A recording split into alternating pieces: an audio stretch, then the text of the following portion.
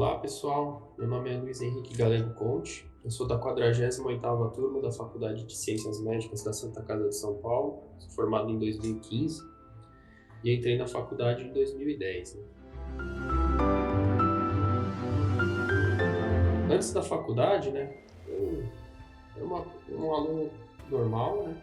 Eu estudei no Colégio Etapa, eu sou daqui de São Paulo mesmo, nasci aqui, estudei minha vida inteira aqui.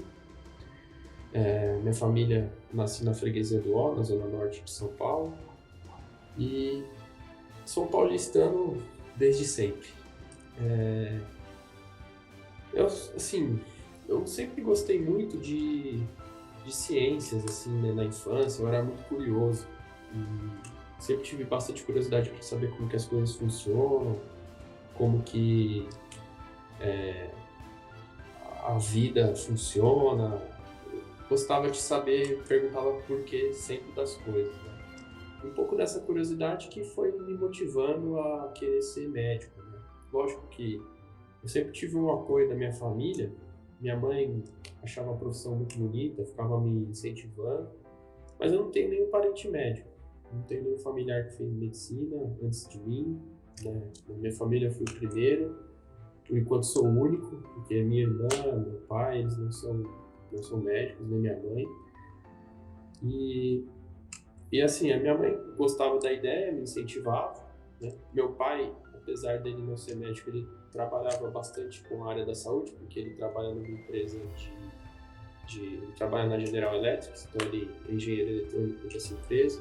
Estava em contato com bastante a área médica, assim, porque ele trabalhava na parte de healthcare, como assistente lá das máquinas de raio-x, tomografia, esses de exames de imagem em geral. E eu, no final do colégio, mais ou menos, que eu bati o martelo para querer fazer medicina, né? Foi também pensando assim na parte da curiosidade, de querer poder descobrir como as coisas funcionam, de tentar ajudar as pessoas que estão passando por algum problema de saúde. E foi assim que eu acabei me interessando. Né? O colégio que eu fiz, o colegial também tinha bastante apoio para quem queria prestar vestibular de medicina, né? Que é uma carreira disputada. Então também tive esse suporte aí. E queria fazer uma faculdade aqui em São Paulo, né? Não queria muito viajar para fora, muito não. Talvez fizesse no interior próximo, mas eu conheci as grandes faculdades aqui de São Paulo, né? A Santa Casa, a Escola Paulista de Medicina, a Universidade de São Paulo, todas essas grandes, e tinha interesse em ficar por aqui, né? Aí prestei o vestibular da FUVEST, passei em 2010 e aí entrei na Santa Casa. Né? E assim, eu conhecia a Santa Casa só pelo nome, né? Eu não tinha visitado a Santa Casa muitas vezes, assim, passava na frente de vez em quando, né? Porque acabava que eu também conhecia o bairro aqui, às vezes passa lá perto, mas assim, nunca entrei muito, não conhecia realmente o hospital. Né? Isso foi uma grande surpresa na hora que eu vim conhecer no tour dos calouros, né? E acho que foi uma coisa bem importante para mim, porque você vê a imponência do hospital, você vê como que é uma estrutura incrível, né? Antiga, muito bonita, tem jardim, tem prédios que são antigos, com arquiteturas muito, muito bonitas, né? Mas o que mais foi o diferencial foi o pessoal como te recebe, né? Que você já meio que entra para a família, né? Eu fui recepcionado pelos mais velhos, né? O pessoal da Atlética naquela época. Fui muito bem acolhido, me motivaram a querer continuar aqui. E aí a gente foi conhecendo cada vez mais, né? Vai conhecendo, quando começam as aulas, você conhece mais o pessoal da sua turma, começa a se entrosar, vai criando laços, vai criando amizades. E foi bem bacana, porque eu acho que eu consegui fazer boas amizades na minha turma. A gente tem contato até hoje. Foi, foi bem legal essa parte. Você começa aqui, a faculdade de medicina é uma coisa muito própria, né? E a Santa Casa ainda tem as questões mais íntimas dela, que você começa a ter aula com o paciente desde o primeiro ano, né? Você vai lá com um monitor mais velho, entrevistar um paciente, fazer uma anamnese, entra nas enfermarias mesmo, já conhece como que são os caminhos. E isso eu acho que vai te criando uma identidade e vai te fazendo perceber o que é essa medicina mesmo de assistência, né? De você poder estar lá para ajudar o paciente e ver como que é a realidade, né? Isso que foi que me marcou bastante, né? Nesses anos da faculdade, principalmente no começo, né? Os professores, a gente lembra sempre do pessoal da morfologia, professor José Rafael, lembro também do professor de bioquímica, que acabou falecendo, né? Mas era um professor muito marcante para a gente, o Dr. Raul, né? E a gente vai cultivando as lembranças assim dos primeiros anos, né? Das matérias que eram puxadas, que você tinha que se virar para conseguir estudar, para conseguir uma nota legal, não pegar exame.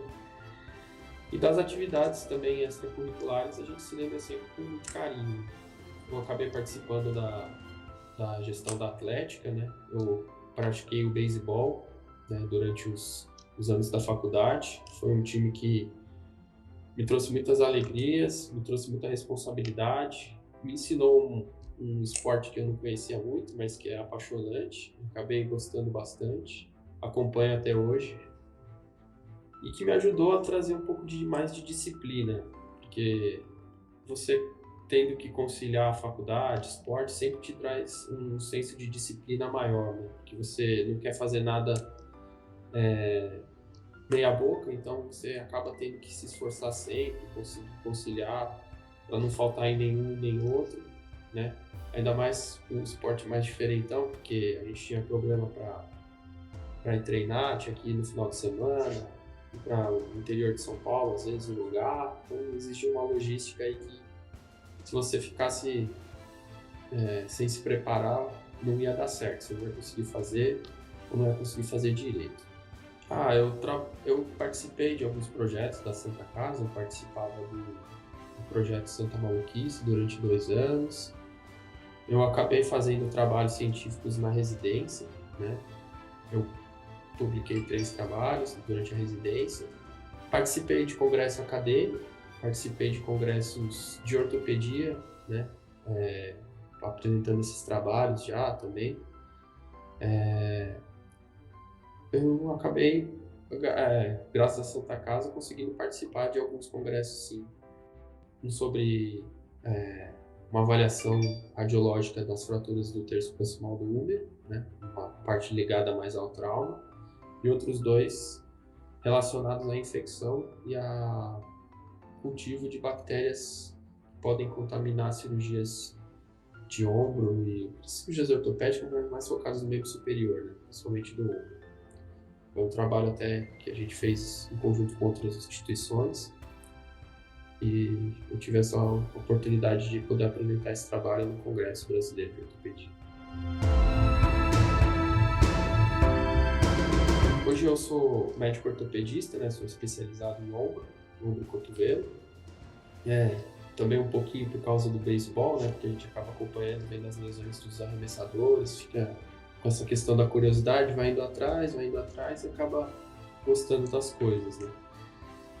Então, eu escolhi fazer ortopedia mais no final da faculdade, eu não entrei com essa ideia na cabeça. Foi basicamente nos últimos 2 anos que eu acabei escolhendo.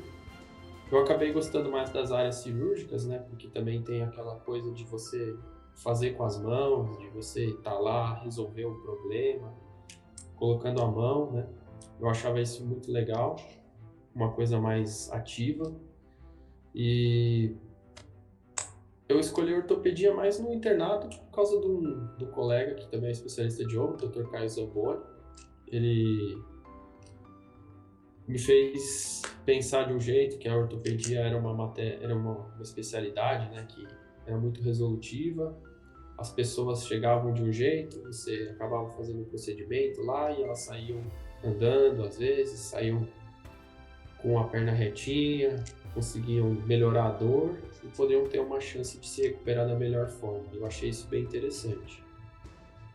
Outro momento marcante foi durante a residência, né, que você realmente está lá agora na linha de frente mesmo, né, esse termo agora que ficou mais famoso nos últimos anos aí, porque você realmente vê que os pacientes dependem de você. E se você não estiver lá focado, você não vai conseguir desempenhar um papel bom para eles, né? Mas na residência você também acaba conhecendo pessoas que são de fora da Santa Casa, você expande um pouco seu universo, você conhece pessoas muito competentes que vêm de outros lugares do Brasil. Tem colega que fez medicina na Paraíba, veio fazer a residência aqui em São Paulo com a gente, pessoas incríveis que têm muito conhecimento, têm muita competência também, que mostra que o Brasil realmente é um país muito grande e muito diversificado, né? E a gente, como eu nunca saí daqui de São Paulo, eu não tinha tido esse contato até então. E na residência foi uma coisa bem legal para mim, que a Santa Casa acabou ajudando, porque ela atrai gente, né? Ela atrai gente do país inteiro. É um centro que é muito conhecido fora de São Paulo até, e tem essa vantagem de ajudar a gente a acabar expandindo aí o nosso convívio, as nossas experiências para locais que mais remotos aqui, longe de São Paulo, longe do centro de São Paulo. Agora eu estou trabalhando, né? Eu tenho de perspectiva futura continuar sempre estudando.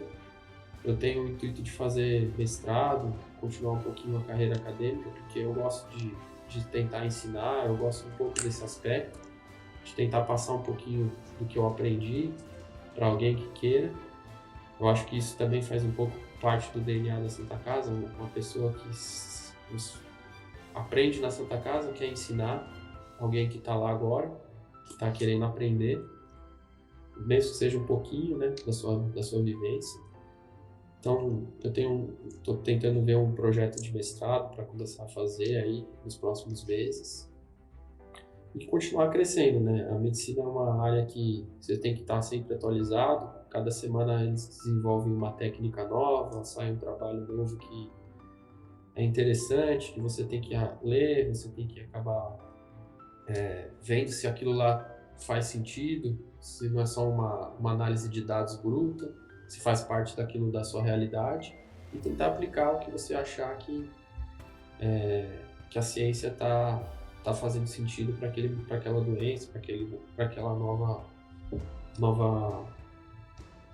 nova experiência lá, que às vezes vem de fora ou às vezes vem aqui daqui mesmo. Inclusive, muitas vezes vem até de trabalhos aqui da nossa instituição, né?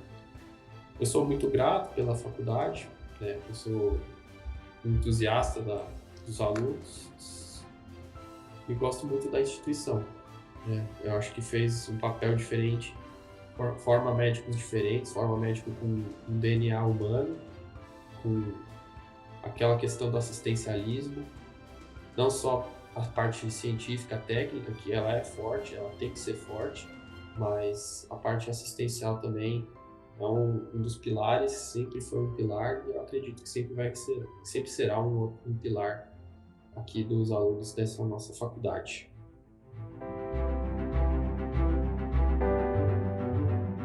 No ombro, né, principalmente, a gente acaba vendo bastante as lesões degenerativas, né, por causa do envelhecimento populacional. A gente tem uma população bem grande no Brasil e acaba sendo o mais comum, né, as lesões do manguito rotador. Em termos geral, sei lá, 80% acaba sendo esse tipo de lesão, que é degenerativa, né? Tem os fatores ambientais que podem ajudar a lesão a progredir mais rápido, né? Ou a causar mais sintomas. Que a tendência hoje em dia é cada vez mais ser diagnosticada, acaba tendo uma abordagem multifatorial assim do tratamento, né? Pode ser às vezes tratamento cirúrgico, tratamento não cirúrgico, eventualmente algum tipo de cirurgia mais biológica, que seria um reparo de tendão, ou até uma cirurgia mais reconstrutiva, como uma artroplastia, né?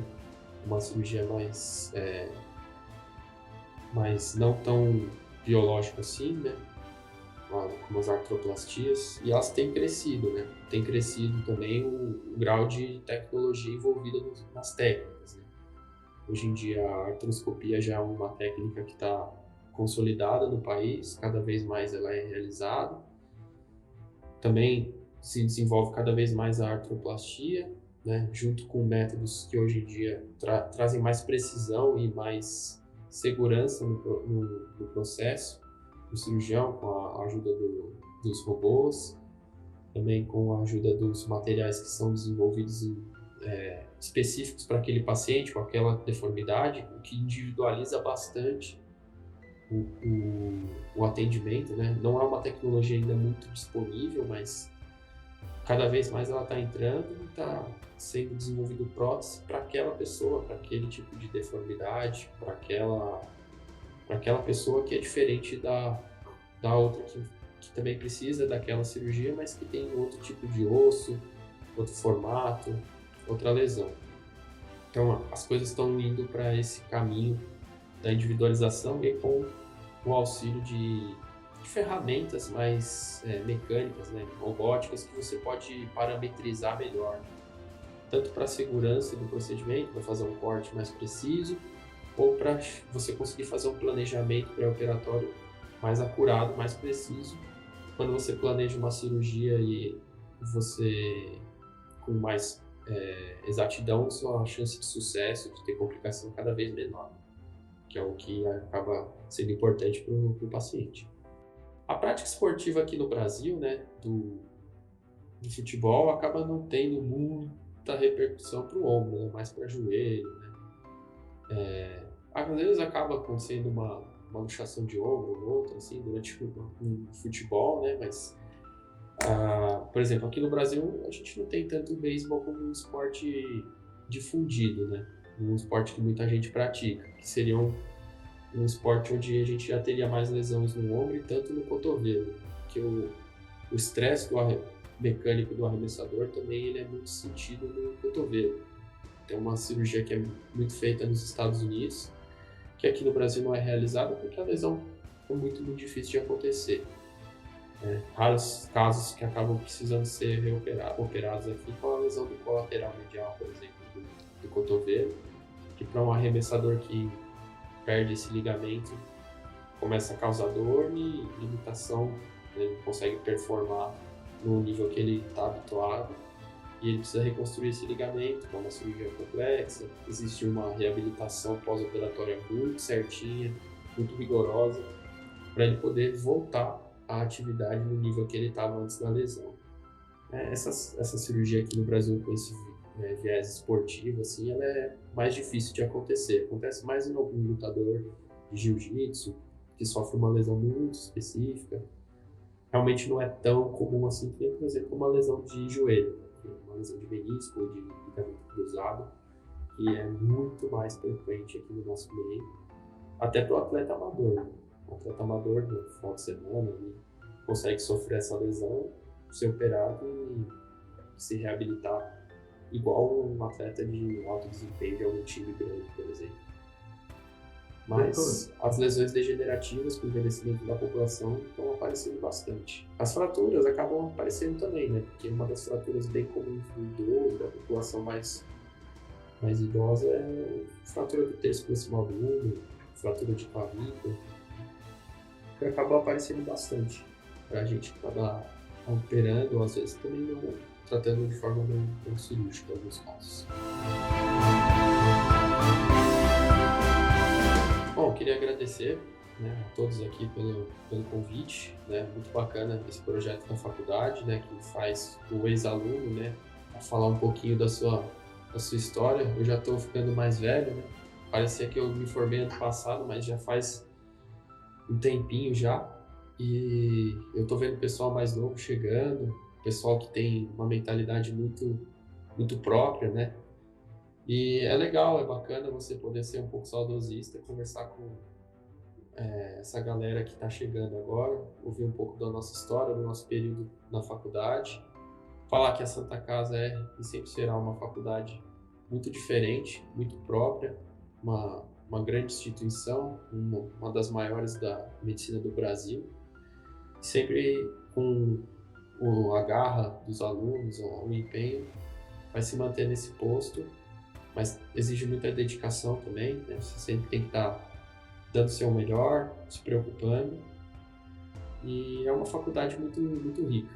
A pessoa que se entregar para o curso, tentar tirar o máximo dele, vai ser recompensada, vai ter uma visão da medicina muito ampla, vai poder seguir qualquer parte qualquer especialidade, vai conseguir desempenhar um papel com maestria e que vai ter o seu esforço recompensado, né? Os caminhos não são fáceis, mas no final vale a pena. Todo mundo praticamente faria novamente as mesmas coisas. E eu acho que a palavra final é aproveitar, né? Aproveitar e que a jornada vai valer a pena no final.